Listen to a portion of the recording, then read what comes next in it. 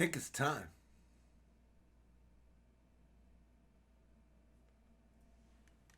He's back. My Nakama, that is. Totally not Mark. Part 13. We're here. Reaction right now. Play the intro.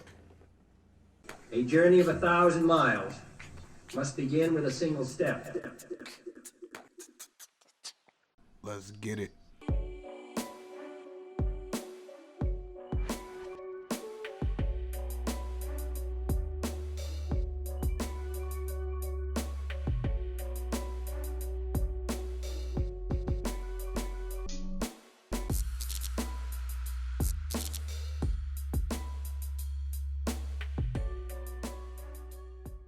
What is going on, gang? It's your boy, DBGTX-YT, and I am happy to be back with another. That is right, y'all already know what's happening here. Nakamas Journey.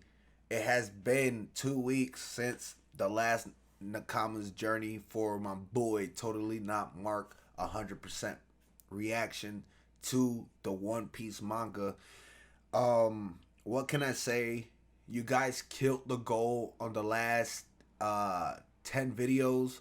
All of them have surely reached over the 100 views in that sense.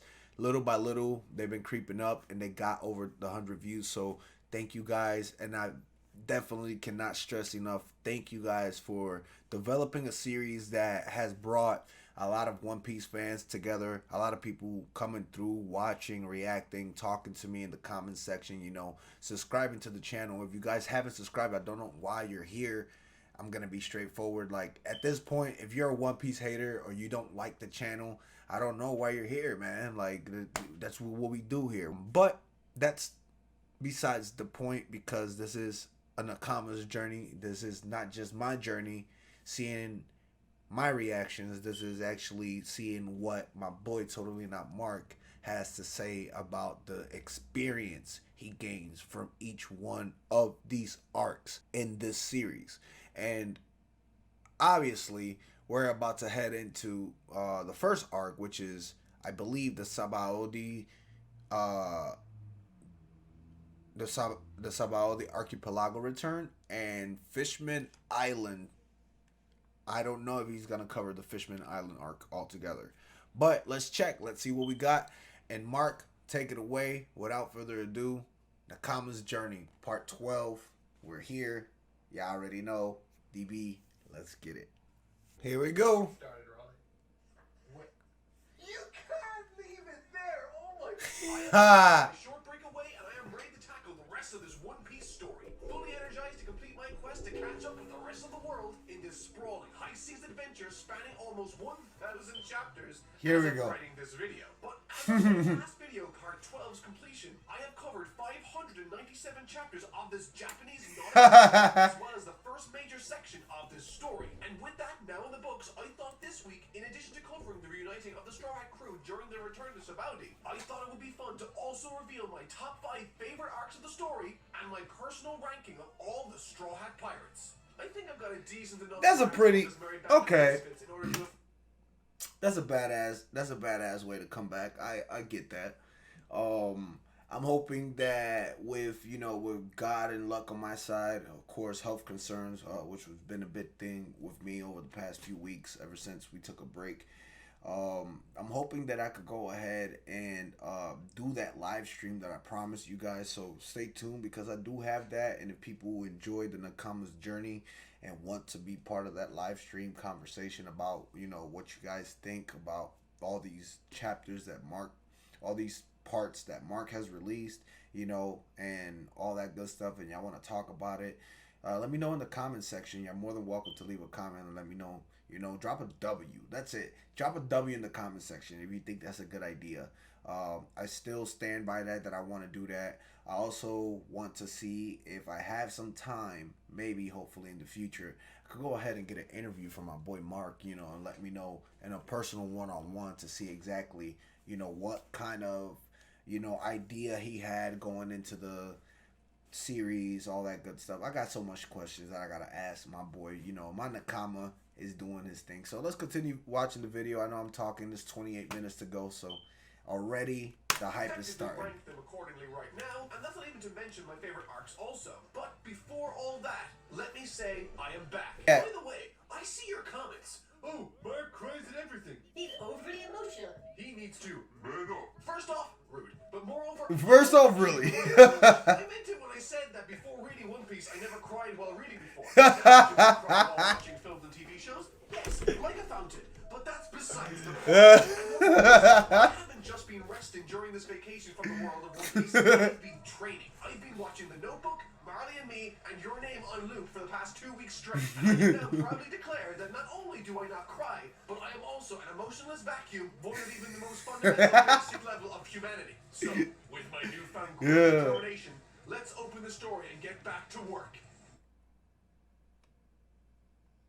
I didn't actually cry here, but after taking my time away from this story, after having sunk so much into it beforehand, it was sort of nice seeing the story kick off again after what was in universe 2 years worth of training and time spent apart of his training and his long break away from his friends. And this chapter, following the time skip, sees that very hat on that rock, now covered in snow, signifying the passage of time and dedication Luffy has had in his training. But the Straw Hat is back, and he's on his way to meet something I really like in this chapter and fun character reintroductions we got with the rest of the Straw Hat crew. Well, I mean, I was reading the manga by this point.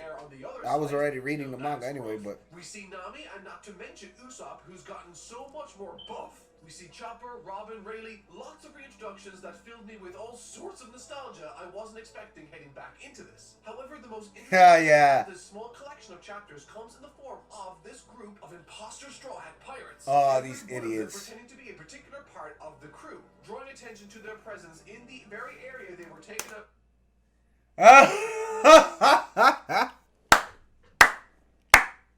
Y'all caught on for that one, huh?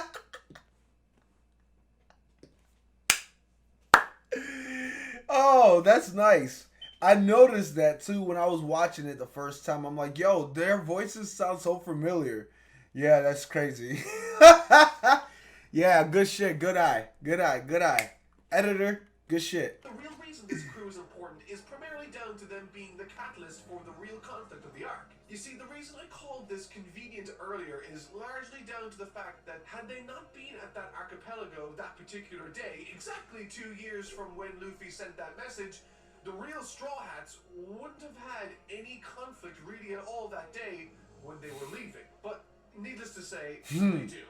And when the Navy catch up with the pirates regrouping at this archipelago, a very familiar scene begins forming. Pacifistas arrive. But this time, things are different. Yeah! Badass! Most satisfying punch 2.0. That's right. Zoro's got one eye now. Well, that sucks for him. That's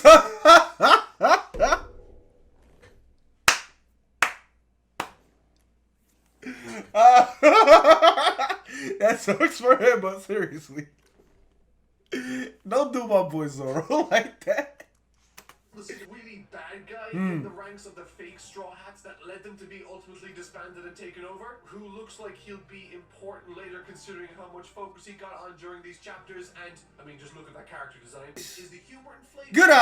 Good eye, like they say in baseball. Good eye. There's a tremendous sense of anticipation and joy when the Straw Hats are looking for each other at the archipelago. The adventures, Luffy doesn't spend much time embracing or hugging them, but instead gets right back to business. They have an adventure to go on, and with that, they dive into the deep below. It's awesome, and I Finally. can't wait to see what's next.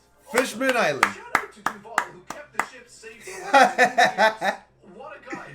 But before we move on next week to the rest of this story with my review of Fishman Island, I thought with this being the natural break in the story, it would be the perfect time for me to share with you guys my top 5 favorite arcs and my rankings of the Straw Hat crew. On the matter while also taking into consideration the broader context and significance it plays in the greater story. A troubling challenge for sure. If you're a scrub, today I present balanced and clearly objective list of the absolute best arcs in One Piece, and if yours isn't on here, that means you're objectively wrong, and I'm absolutely This is a joke. So, what are we waiting for? Let's kick things off with number 5, Let's the see. Skypia arc.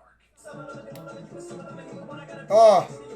Funnily enough, while while I write this, I get the distinct impression that there will be a large number of you that will take specific issue with Skypiea making my list of favorite arcs from this first section of the series. And while I can't speak to how the anime told the story specifically, I can only speak to my own experiences. And I found Skypiea to not only be incredibly fun, but even after all... But number 5 though? It might actually be the most ambitious standalone arc I've read of one. Number 5 though? Entirely new aesthetic for the world's environments, new technology, many new cultures with their own visible social structures, as well as hints to powers that become incredibly important the longer the story pushes forward. And perhaps the most impressive aspect is that these superlative world-building attributes inform the story being told and its conclusion. I described Skypiea Number as a 5. combination of Dances with Wolves, Indiana Jones, and Jack and the Beanstalk. And to be honest, I stand by that. It's got the magic of a fairy tale, the adventure to rival any of Indiana Jones's best, and it has a sense of foreboding that distinctly reminds me of the frontier in North America. Juggling literal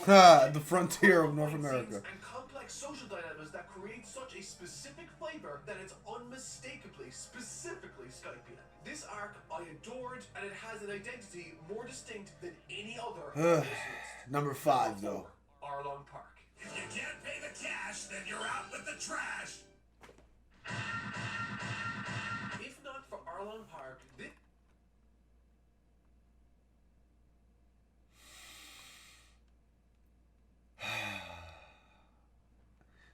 Kill me now. This entire One Piece series I've created might not have existed. Something a lot of you might not be aware of is that when I decided to tackle this One Piece story, I did so with only 2 videos planned concretely. The first covering Romance Dawn to Barate, and the second covering the events of Arlong Park. I had said to myself and my friends at the time that if the story had not captured my own interest or my audiences at that point, I would have stopped there and then, not having continued the story at all. But this arc, Arlong Park, changed my perspective on One Piece. Themes and personal dynamics that not only served to hold my interest, but as many of you became aware of during this video series, acted as the impetus for me to become incredibly attached to these characters in a way that I had not experienced with stories. You did give Arlong shit though. Point of view characters, the likes of which I hadn't personally been exposed to before. Arlong Park hits emotional highs that rival any of the other arcs in my opinion. Number 3, Water 7. Could I? Huh.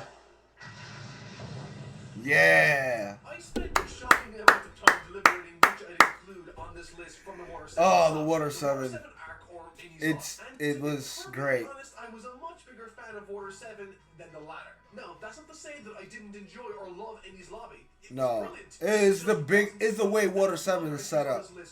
Water 7 offered a ton of variety, comedy, and stood as the backdrop for the single most emotional and conversations in the entire series. Not lying there. To this date, Usopp and Luffy's interactions during this arc are still my favorite examples of creative writing and dialogue from the entire series. Also offering my favorite fight scene too between them. In addition to that, I love the way the city of Water 7 looked. Water 7 really did have everything else that made that arc as good as it was. It established characters, relationships, subversions, and it still had more compelling action to This guy, the backwards fucking Minotaur. Spot easily. Number 2, Alabasta. Alabasta.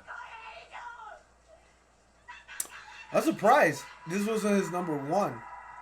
So I'm gonna assume Marineford is gonna have to be number 1, unless he gives it to. Okay, I'm gonna assume Mark is going to give it to Marineford as number 1 because obviously Marineford is the conclusion of everything, and the way Oda wrote Marineford is godlike, right? But you will also have to closely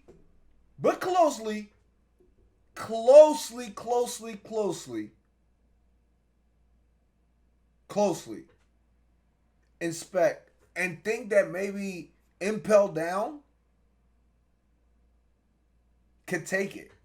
Contained story full of new characters, Impel Down though is a close second. geography, wildlife, and action. But even taking all of that out of the equation, the Alabasta arc does a phenomenal job of interweaving emotion and feeling into the narrative through short but illuminating scenes like that between the old man and Luffy and Yuba, Vivi's lamenting at her country falling into ruin, and even through all the major characters providing the single best send-off in the series, which felt so distinctly One Piece it hurt. And that's the mention of my favorite warlord of the sea, Crocodile. Crocodile. Later meet and face off against other warlords of the sea, some being even more formidable than Crocodile. There's no denying the charisma and Bond villainess type aura Croc brought to each and every. He really went and put Sandstorm, an epic Sandstorm track in the background. Themes, fights, and overall plot of the story. Croc was a near perfect inclusion for this arc and served it accordingly. But one more additional aspect that made Alabasta stand out amidst the rest was how it incorporated and made use of Every single character like no other, utilizing all the every single character. in tandem, creating a sense that everyone was struggling to the very end. It's a spectacular, action-packed, rich, and emotional roller coaster that I literally could not. No! Marineford. 30 chapters. In 30 chapters, Oda created a climax that befitted not just a 4-part. What the fuck did I say?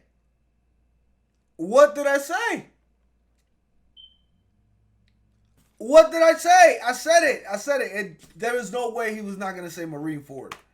Saga, but created, established, and delivered. Had he delivered Marineford in second place, then I would have said it was Alabasta. The entire series so far. To reiterate, this wasn't just a great climax for the saga, but a great climax for the the first series half. so far. That shouldn't be possible. Let alone 30 chapters. That shouldn't be possible. Established in the first chapter during Alabasta and thereafter. This arc takes all the best elements from all the other arcs and smashes them together in a war effort the likes of which I've not seen yet committed to the page of a manga. The struggles are visceral, the tension is high, and the battles are nothing short of brutal, with violence the likes of which we've not seen in the series and consequences that will echo throughout the pages of every subsequent volume I'll read through into the future. Marineford is the endgame of One Piece, a story that shouldn't be possible to pull off, but somehow it was, and I was utterly floored by it. And can't go wrong. Enies Lobby also concerned themselves with just a climax like Marineford. Unlike Enies Lobby, Marineford introduces and is about Whitebeard and Ace. Yeah, it's not about. The thing is that it's not about, like he's saying, about one particular thing. It's about the entire world and that's not even to mention the complicated of One Piece. Literally everyone is taking part in. This was the arc that demonstrated so perfectly why Oda spending all that time world building and establishing characters over the course of the series worked so well in his favor. I have in the past seen shows or other pieces of media create a war setting, and while some are closer than others, none, in my opinion, even approach this level of satisfaction and urgency Marineford Not at all. effortlessly delivered.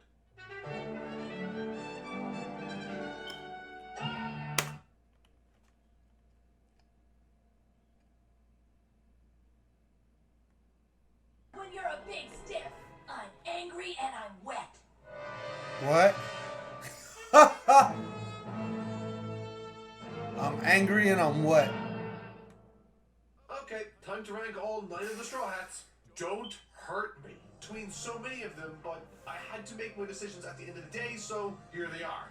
Let it be known, however, that before I dive in, just because certain Straw Hats are at the bottom of my ranking list here, that doesn't mean I don't like them. It just means that I like them less than the ones towards the top. So, coming in at number 9...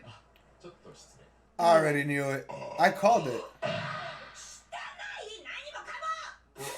I like Brook. I think he can be funny, and his backstory is one of the most tragic, if not the most tragic, out of all of the Straw Hats. And while this might be my lack of time spent with the character talking... That's what I said when you did the thing. I said I know that you're gonna put Brook at the very bottom because, one, you have less time with him, dealing with him, and two, you don't like his demeanor. You don't like his persona as far as like the way he's set up. Personally, that if I removed all of his crass gags about women's underwear and removed his skeleton puns, while there is definitely a character beneath, I didn't see as much of that as I would have liked to outside of Thriller Bark. This could very easily change in the future, and I hope it does. From the little amount his character has gotten to shine in the series so far, what I have seen I very much enjoyed, so hopefully the future offers much more in the way of characterization for Brook. Time to jump to number 8.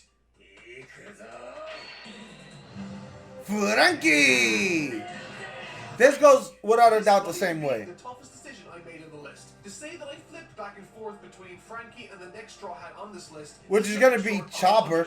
However, despite Frankie's relatively low ranking here, I really do love his It's character. only because of lack of all character. Straw Hats, he That's might it. be one of the most charismatic. I enjoy him because he's a big, lovable creature, Yay! but he also comes packed with some great utility in fighting and ship repairs. Frankie offers the gang their ship to continue their voyage, and in a lot of ways, this very ship saves them despite its very brief stint with them so far. However, perhaps the most impressive aspect of Frankie's character is that his introduction arc wasn't at all about him, really, but instead about another. Robin. But despite that, this charismatic, robotic, skimpy trunk-wearing, thousand-sun man managed to cement himself as part of the Straw Hats. You watch too much WWE, bro. Stop it. Stop it. Okay? Stop it. In a way so perfect, I couldn't imagine the crew without him. But one character that has risen in my estimation to a great extent is coming next in my number 7. Chopper. What'd I say? What'd I say? For the absolute What'd I say? time, Chopper was at the very Bottom. of my Because he ranking. didn't He have, was a character I besides didn't just really have thing. that much interest in, and But while I Thriller's just Bark liked the did it for you, character, didn't he it? was for the longest time the character that flirted with being boring the most for me. Not that he was boring, but more so because he never really had much to contribute besides being scared and doubtful of himself, which are the character traits of a much more interesting character than If you don't put Usopp at number 2 or number 3, we having issues. That's all I gotta say. We having issues. that was explored in Drum Island. The novelty that sort of devil fruit ability provides left me saying, okay, What's what more? else do you have to offer to this dynamic? And really, he sort of fell into the background with characters like Nami, Usopp, and Luffy taking center stage thereafter. That is, until this happened. Nah. Godzilla Chopper. Chopper needed Ken. These sorts of techniques, much like the Kaioken from Dragon Ball, are gambles. Very much, this is a dire situation move where the host throws the dice in what he identifies as a moment of absolute desperation. And once this moment popped off in Eni's lobby for the little guy, I began looking at Chopper more closely, which was great as he became a more active character there. He the battle with Moria on Thriller Bark in a very creative, rich way, employing his knowledge of anatomy and medicine to prove crucial in the closing moments of the encounter. I hope to see more from him in the future, but that's enough about Chopper for now. Let's look at the Straw Hat who took my number 6 spot. Yes! I called it. Sanji. I called it. In the middle of this I list, called it. I called it. Knew he was going to drop drastically. Only because of the shit that you don't like. This is a personal one. This is personal for Mark. Watch. Start seeing Straw Hats that once occupied the top spot more and more. Sanji is the first such character that occupied the rank of number 1 in my estimation. As other characters shone brighter, he remained the same and, in some respects, in my opinion, became less interested. Very quickly, right after we were introduced to him in Barate, in the arc immediately following that, Sanji asserted himself as being one of the key players in the dynamic of the Straw Hats, and he still very much is today. Spanning from Barate all the way through to Eni's lobby, for 400 chapters, Sanji proved to be the difference maker and a capable fighter. Whether that be in Arlong Park saving Luffy, in Alabasta as Mr. Prince, or in Mr. Water 7 Prince. as he anticipates something no one else did in waiting at the train station. But perhaps the most interesting part of his character for me was his dynamic when dealing with women. From the very beginning, he placed women on a pedestal, treating them like royalty, straddling and pushing the line of chivalry. And while this proved to be challenging in a lot of aspects throughout Alabasta onward, this particular trait in Sanji was highlighted during Eni's lobby by Nami as a negative, which I was so excited for, as it offered a really refreshing change of pace from the perverted character that seemed to be so prevalent in shonen and Eastern comics in general. From Alabasta through to Eni's lobby, Sanji was my favorite character. But perhaps I had gotten the wrong impression of him, as when Thriller Bark rolled around, and even now in later arcs like Return to Sabaody, he seems to be leaning into a more traditional, perverted aspect of his character that I personally found incredibly boring compared to the direction I thought they were going to take with him, which, for me, is a shame. Number 5. Zoro. Zoro. I get a distinct feeling that this one might be very controversial. I'm sure Yeah, that not if the necessarily. character Zoro is, he'd be at the top, or at least second from the top for many of the people watching. Not the for video. me. And it's easy to see why. He's Look. I'm your Nakama. I know why. Trust me. Thus far, you have not surprised me on your picks. I knew Sanji was going to drop from 1 to 5. Easily. I knew Zoro wasn't going to be up there because Zoro is the action master. When it comes down to action, when it comes down to that, when it comes down to to bring in the heat, Zoro is there. But when it comes down to compelling, full, I like this character because this character brings this other element besides the I'ma slash shit up and fuck shit up. That watch. He's strong, he's badass, and he's incredibly loyal to his friends. And while he bets a lot of the Straw Hats lore on this list, I find him to be fairly middle of the road when it comes to entertainment. In fact, I still think Sanji offers a much more interesting dynamic than Zoro. However, there isn't anything about Zoro that I don't like, so that's why he beats Sanji for me in this instance. Sleep, drink, fight the second strongest guys, and be the, quote, cool guy in the group, which I didn't find particularly interesting. However, since then, there's been a tremendous effort on behalf of Oda to draw attention and highlight Zoro's role as the perfect first mate for Luffy, which he demonstrated quite effectively throughout the series, in moments like Water 7, against Kuma in Thriller Bark, and even in training with Hawkeye. These moments elevate him from what would have been a lower position for me to a middle position. But again, I love him. Next up, wow. Nami. Nami is a fantastic character, an all-rounder. She's funny. I'm not gonna lie. Clever, I'm not gonna lie. and she Like, offers a lot of she- variety in how the story can be told. She's not the strongest, but when it gets down to the wire, she often comes through with a clutch play, either by pickpocketing something of value or stealing something crucial. As of right now, she's my number 4, so let's dive into the top 3. Here we go. No. Now we are on the business end of this. No. These 3 characters. I did say top 2. I did say top 3 though. I said 2 or 3 spots. So I'm not gonna be upset. But I see it coming out with what you said at the final ring of your last Marineford video. Luffy's gonna be at the number 1 spot because of the fact that at first you like Luffy because of the way Luffy is, and then you love Luffy because of the way Luffy is. Everything about Luffy from point A to point B has never changed really, but then the more you get to know him and his background, and then the ultimate climax in Marineford, it shows you that Luffy just is he's a different kind of beast when it comes down to MC. When it comes down to MC, I truly can relate to Mark when it comes down to it. Out of the Shonen series, Luffy definitely is a better MC than a lot of Shonen MCs. But let's see what he has to say. Change on a chapter-by-chapter basis, but all of them offer tons in the way of creative character moments and dialogue entanglements.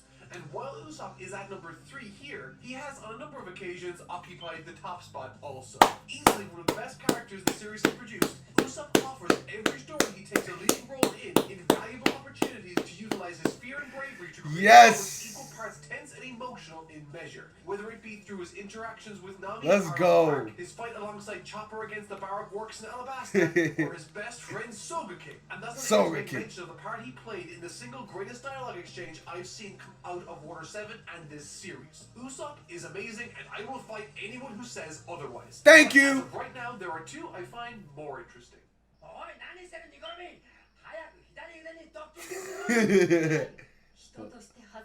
Never hurt my human While pride. characters like Chopper and Usopp or Sanji and Zoro share a lot in common with each other, I was beginning to get scared that no Straw Hat that will be introduced in the future would be able to feel like they had their own identity. Enter Nico Robin. Yeah, no, she fucked everything up.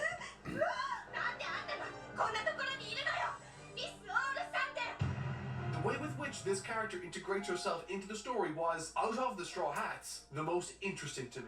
Not as a good guy like Sanji, and not as a neutral force like Nami, but instead as one of the more formidable antagonists presented to us in the story at that time, proving to be equal parts calm and cool, while also being super intelligent and quippy. She also comes with my favorite flashback sequence that illuminates so much more about the wider world and world government than I was anticipating at the time of reading it. I love her dialogue, I love her powers, I adore the way I still color her decisions even to this day, hundreds of chapters after the first time we met her. And I Man, love the she fact that brought out girl the does play a guns. role in her character. She had Easily fours, she good had and straps. just as interesting. I love the character and I cannot wait to see what's to come for her in the future now that I know she might have some interesting info regarding Dragon. But that leaves one Straw Hat, and I think you all know who that is.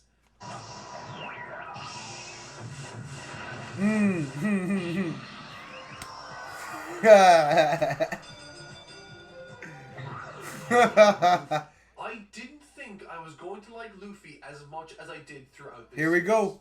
With him being the character we spend the most time with by far in the entire story, and with him being introduced to us in the very first chapter, there's been only one single moment in the entire story where I thought his character didn't make sense. That being on Whiskey Peak when he tried to kill Zoro, but aside That's been a Whiskey Peak. it only got more interesting to me over time. Chapter by chapter in the different things he does, sometimes big, sometimes small, but always informed by his character as it paints and colors every piece of dialogue he spouts. Luffy is a perfect protagonist for this story. Obviously, he's exciting and endearing, which are fantastic traits to have for a protagonist, but what I think makes him a terrific one is how active he is as a character within the story. Unlike a lot of other characters, he doesn't sit back and let the plot just happen to him. Luffy happens to The plot. He, for better or worse, goes out into the world and causes great things to happen, and sometimes terrible things to happen, but always entertaining. With a backstory that gets drip-fed to us throughout the course of the entire series, Luffy isn't only interesting but comes with far more depth than a character like him might look to have on first viewing, with Oda taking specific care in Very establishing true. every aspect Take it of away. him,